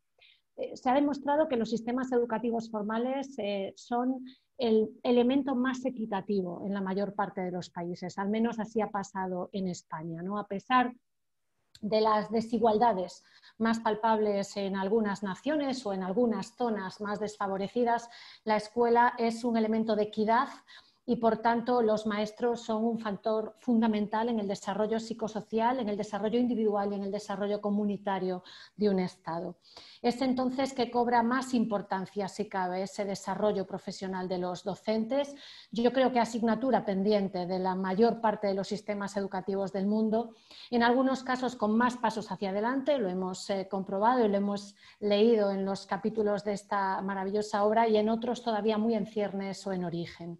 La meta de ser capaces de diseñar un perfil profesional docente debe estar en la ruta de cualquier gobierno y de las autoridades educativas, siendo la de la docencia una de las profesiones más importantes en la sociedad, base y pilar del desarrollo económico y del desarrollo social. Yo creo que ha estado subestimada tradicionalmente bajo condiciones y prejuicios que no han dejado a la ciudadanía considerarla al nivel adecuado. Tratando de encontrar una síntesis para la presentación de esta obra tan trascendental para los que nos dedicamos a las políticas educativas y centrándome en las experiencias y en los estudios de los países que han participado en los distintos capítulos, pero fundamentalmente en los de habla hispana que están representados en este encuentro virtual, he tratado también de reflexionar la situación de España, combinándola con estas experiencias de Chile, México y Colombia y particularmente en la autonomía de Galicia para encontrar sinergias y debates similares. Es cierto que la mayor parte de los modelos provienen de organizaciones externas, no gubernamentales, algo diferente al modelo español, pero sirven de una referencia muy clara para todos los gobiernos. En España son ya 8 las reformas educativas que se han sucedido en los años de la democracia tras la transición del año 1975. En la mayor parte de estas reformas estamos asistiendo a la presentación en el Congreso de la 8ª, salvo varias excepciones, pocas excepciones. La mayor parte de los cambios atienden a criterios superficiales derivados de intenciones políticas y uno de los puntos quizás más ausentes ha sido siempre el de la formación docente. En los últimos años, ante la necesidad imperante de trabajar por competencias, se ha intentado en la mayor parte de los países diseñar actuaciones formativas para el profesorado que tengan precisamente como marco este marco, el marco competencial. Es común que se haya superado el ámbito de la exclusividad de competencias cognitivas. Lo hemos escuchado y ocurre lo mismo en España como fines fundamentales en los procesos de enseñanza y bueno, se contemplen en los aprendizajes los marcos actitudinales y los marcos transversales. El auge imparable de las competencias STEM, Science, Technology, Engineering and Maths, han hecho girar los programas, los proyectos educativos. Es una demanda real del siglo XXI y sujeta en muchas ocasiones a los estándares de medición externa y a los rankings internacionales. No obstante, y pese a la defensa de esta patente demanda, no podemos olvidar las competencias derivadas de la enseñanza de otras materias como las artes o la filosofía, que nunca deben ser consideradas como incompatibles o como alternativas ante las experimentales, más bien lo contrario, son absolutamente complementarias. Materias raíz incluso, diría yo. Para esa indagación, curiosidad, búsqueda, espíritu crítico, de todo esto se habla en estos capítulos, tolerancia a la frustración, pensamiento divergente, comunicación, pues evidentemente no solo las materias STEM, sino también las materias artísticas y la filosofía, por ejemplo, la literatura, serían fundamentales.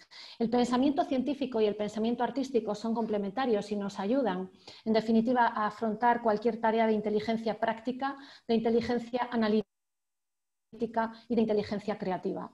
Esta idea holística del cerebro es fundamental en el proceso de enseñanza y no es solo aplicable al alumno, sino también al profesor.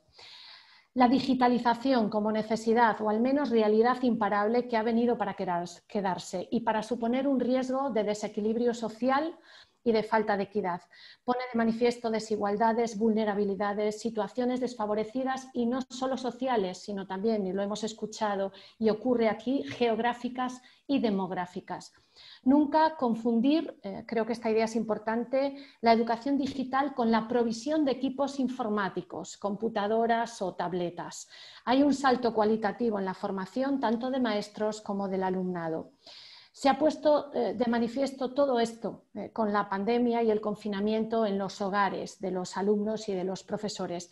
En Galicia hemos desplegado una intensiva formación de profesorado para el aprovechamiento oportuno y adecuado de la enseñanza digital, pero es fundamental conocer las estrategias tradicionalmente denominadas cognitivas, selección, codificación, elaboración de la información y también las que se han mencionado en este panel, las metacognitivas, regulación, planificación, autocontrol. Es fundamental todo esto para la digitalización y por eso insisto en no confundir digitalizar con aprovisionar de equipos informáticos.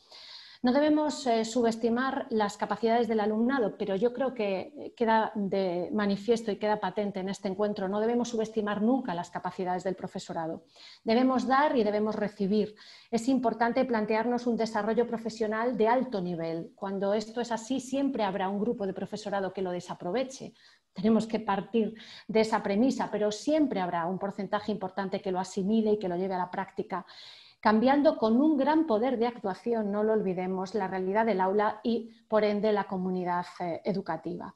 Otro punto fundamental y del que también se ha comentado, el liderazgo educativo. A mí es algo que como consejera ya me ha preocupado mucho y me sigue preocupando como parlamentaria en este momento y, bueno, como profesora, aunque en excedencia de universidad, además en materias educativas. El liderazgo educativo es fundamental en los ejes de cualquier política educativa. Debe venir ejercido desde las administraciones hasta las escuelas y es fundamental el papel de los equipos directivos de los centros escolares. En Galicia hemos hecho un trabajo de formación específica en las escuelas, para las escuelas públicas y las escuelas concertadas, formación específica para directores y directoras. Es importantísimo el liderazgo de los directores en las escuelas y no deben ser nunca entendidos ni como burócratas, ni como meros comisarios políticos, ni como meros administradores, sino siempre deberían ser entendidos como expertos. También es precisa y urgente la reforma radical de los planes de estudio en las escuelas de formación inicial de profesorado, llamamos aquí escuelas de magisterio. Leemos como en los países en los que se ha estudiado el ámbito de la formación docente y se ha experimentado con diferentes programas, este aspecto se considera muy importante. Es imprescindible la formación inicial del profesorado para desarrollar competencias propias del siglo XXI. Muy importante también el rol del tutor en esta formación inicial, pero todavía más el rol del mentor en la formación permanente. Las mentorías como elemento clave en la eficacia y en la eficiencia de esta formación y de su reflejo práctico en el aula y en el salón de clases. En Galicia hemos comenzado a introducir este elemento de las mentorías en algunos programas de formación, tal como uno al que denominamos SEMGAL, que si alguien está interesado les puedo enviar información. Otro aspecto, las redes entre docentes y escuelas, esas interacciones, esa retroalimentación, ese refuerzo positivo del que se ha hablado, esa superación de obstáculos, esa resiliencia ante problemas de mayor o de menor magnitud. Aquí en Galicia tenemos también un buen ejemplo, el de las escuelas rurales agrupadas, que unen esfuerzos y proyectos para sobrevivir en una demografía dispersa, una demografía muy dispersa en esta región, fundamentalmente en el rural, y escuelas con posibilidades diferentes, que nunca menores. Sumar esfuerzos les lleva a aprovechar recursos y a diseñar un proyecto educativo que es único. Es necesario evaluar, investigar y verificar. Tenemos larga experiencia. Yo creo que todos los que estamos aquí y los que participan en esta obra, de proyectos, acciones, planes, programas que se diseñan, se financian y se ponen en marcha, pero nunca llegan a evaluarse, nunca llega a evaluarse el impacto real que tienen sobre el sistema educativo y sobre sus agentes. Este es un grave problema no solo educativo, sino económico, porque invertimos mucho en educación, invertimos mucho en acciones nuevas, pero no se rentabilizan las más eficaces. Otro aspecto, y estoy finalizando ya, bajar las tasas de abandono escolar como índice de la calidad del sistema educativo. Corremos el peligro de entender que criterios más laxos en la promoción o en la titulación, y esto está ocurriendo en España, hacen decaer los porcentajes de abandono, de repetición, pero es el autoengaño de un sistema educativo que no focaliza en la motivación y en el esfuerzo, sino en el rendimiento superficial o en las meras estadísticas del mercado, ¿no? Por tanto, importante el focalizar bien esa evitación de las altas tasas de abandono escolar y no simplemente convertirlo en que es más fácil, más sencillo pasar de curso o promocionar. Por de formación profesional, yo soy psicóloga de formación, una idea que está en la obra también y que también siempre me ha preocupado, la idea de la epigenética como la transmisión de los sucesos ocurridos sobre generaciones de antepasados sobre sus sucesores, ¿no? Tanto en el ámbito social como en el cultural y el familiar. Al igual que una idea que trabajan mucho los neurocientíficos, que está tan de moda ahora la neurociencia y la neuroeducación, la idea de ambioma, como el conjunto de elementos no genéticos cambiantes que rodean al individuo y que junto con el genoma, que es lo que se conoce más, y el proteoma conforman al final el desarrollo y la construcción del ser humano. Los aprendizajes colaborativos y cooperativos como marco absoluto de construcción del conocimiento queda patente en estas experiencias, tanto para los grupos de alumnos como para los grupos de trabajo y formación de profesores. La evaluación como elemento clave en el logro de competencias tanto cognitivas como intra e interpersonales. Recordemos taxonomías como la de Bloom, que a pesar de ser un clásico vuelven una y otra vez a delimitar marcos de referencia. Por ejemplo, en Galicia, este proyecto del que hablaba antes, el SEMGAL, que está basado en un modelo de enriquecimiento curricular, trabaja con actividades exploratorias, después con las competencias propiamente dichas y con actividades sobre resultados aplicables a la vida real y con fines de mejora social. Y por último, un aspecto que también está permanentemente presente en la obra y que se ha mencionado en este encuentro, la sostenibilidad de los modelos educativos y también de los modelos de formación como un gran reto para el siglo XXI. Yo creo que es una de las carencias de muchas acciones de innovación o de training, la falta de sostenibilidad. Es un concepto absolutamente contemporáneo, se habla mucho de sostenibilidad en distintos ámbitos, pero bien entendido es la clave para el progreso educativo en particular y yo creo que para el progreso social en general. En un mundo basado en lo transitorio, en el presentismo, en el consumo constante, en lo perentorio, en la famosa obsolescencia programada, la solidez y la persistencia de lo que funciona, yo creo que es fundamental en el ámbito educativo. y no sé si he ido muy rápido para aprovechar bien el tiempo porque vamos fuera ya de plazo, pero bueno, hasta aquí en cualquier caso los puntos que quería comentar en mi intervención desde Galicia, desde España, y espero que haya sido de utilidad y que hayamos unido, que es de lo que se trata, pues nuestras experiencias. Muchas gracias. Muchas gracias, Carmen. Ha sido, por supuesto, de mucha utilidad y les doy las gracias a todos porque creo efectivamente que este encuentro ha servido para unir perspectivas y haciéndolo generar algo que yo espero que sea de valor en este momento tan difícil para las oportunidades educativas, sobre todo de los niños más vulnerables en Iberoamérica y en el mundo. Y no me queda sino darle las gracias a mis colegas, a los profesores Cristian Peley, a la doctora Silvia Díaz Granados, al profesor Sergio Cárdenas, por su trabajo excelente y por haberlo compartido con nosotros, a estos líderes extraordinarios que nos han acompañado hoy, a María Victoria Angulo, a Otto Granados y a Carmen Pomar, y por supuesto a la profesora Rosabel Roig por su extraordinario apoyo y por el auspicio de la publicación de este libro, por su presentación y por haber facilitado que el mismo sea un bien público, un bien gratuito. Así que, sin más, le doy a todos muchísimas gracias por esta conversación. Estoy seguro de que hubiéramos podido quedarnos otra hora y media, pero eso sería ya abusar demasiado de la generosidad de todos ustedes y de las personas que nos han acompañado este día. Así que muchas gracias a todos y sigamos trabajando por seguir uniendo efectivamente estas perspectivas en aras de apoyar a los maestros en un momento donde tanto lo necesitan. Peter, muchísimas gracias a ti también.